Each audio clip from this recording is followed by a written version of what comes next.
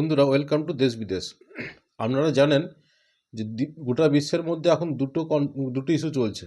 First issue কি? Ukraine Russia. আর second issue কি? হিজবুল্লাহ আর ইসরায়েল। এই দুটো ইস্যুর মধ্যেই দুটো বড় খবর আজ বেরিয়ে এসছে। প্রধান খবর যেটা হচ্ছে, প্রায় 1 বছর পরে ইসরায়েল আর হিজবুল্লাহর মধ্যে সিজ ফায়ার ঘোষণা হয়ে গেছে। যে কেউ কাউকে আর গুলিগালা কিছু করবে না, কোনো রকেট হামলা হবে না, কোনো মিসাইল হামলা হবে না। এটা কিন্তু আজ ঘোষণা হয়ে গেছে। এর এগেনস্টে দেখুন, বিবিসি কভার করেছে, Hezbollah ceasefire begins after years of conflict.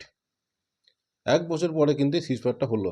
সিজফায়ারটা করছে, অ্যাকচুয়ালি সিজফায়ারটা ঘোষণা হয়েছে ইউএন আর ইউএসএ দ্বারা, ইউনাইটেড নেশন এবং ইউএসএ দ্বারা কিন্তু সিজফায়ারটা ঘোষণা হয়েছে।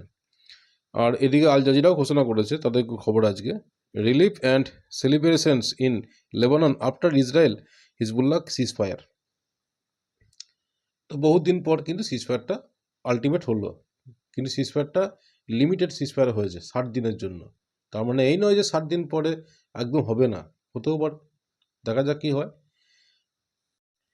এদিকে আর একটা নিউজ কি আছে, যে রাশিয়া ইউক্রেনের যে কনফ্লিক্টটা চলছে, যে একটা টেনশন চলছে, যুদ্ধ চলছে, সেইখানে আজকে আপনার টাইমস নিউজে কি দিয়েছে, যে NATO planning preemptive strike against Russia.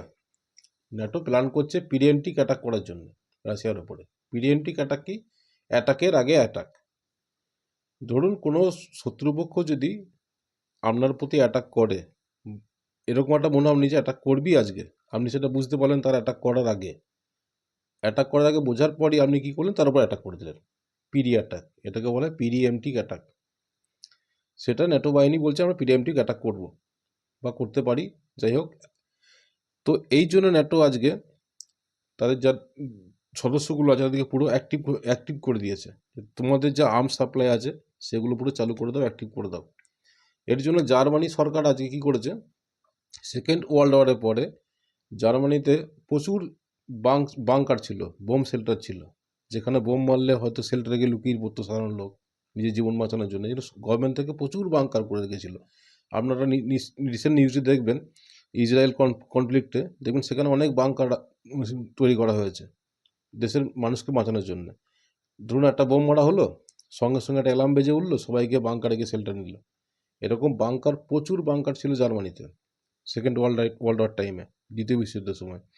তো সেই বাংকারগুলো 2007 সালে জার্মান সরকার কি দেখলো, তখন গোটা বিশ্ব আর কি শান্তিতে, একদম কোনো যুদ্ধ নেই, কোনো কনফ্লিক্ট নেই, কোনো টেনশন নেই।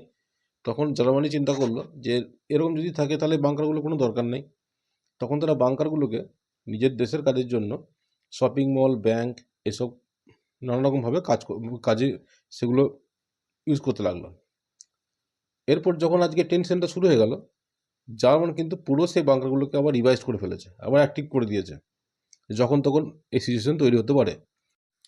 দেখুন, রাশিয়া ইউক্রেন যুদ্ধকে আজকে 2.5 বছর হতে চললো। এই 2.5 বছরের মধ্যে জো আপনার পুতিন কিন্তু অনেকবার ডিপ্রেশনে চলে গেছে। আপনারা অনেকজনাই মনে মনে ভাববেন যে ইউক্রেন একটা ছোট্ট দেশ রাশিয়ার কাছে, সেই ইউক্রেন আজ 2.5 বছর ধরে যুদ্ধ কী করে রাশিয়ার সঙ্গে টিকে আছে। দেখুন, ইউক্রেনের একা টিকে থাকা সম্ভব নয় তার পক্ষে। এর পেছনে পুরো ইউএসএ, ন্যাটো বাহিনী, জার্মানি, পোল্যান্ড সবাই কিন্তু পেছনে আছে। এই জন্যে কিন্তু আজ ইউক্রেন টিকে আছে। এইখানে 2.5 বছর যুদ্ধ চলার পরে পুতিন কিন্তু মাঝখানে অনেকবার ডিপ্রেশনে চলে গিয়েছিল।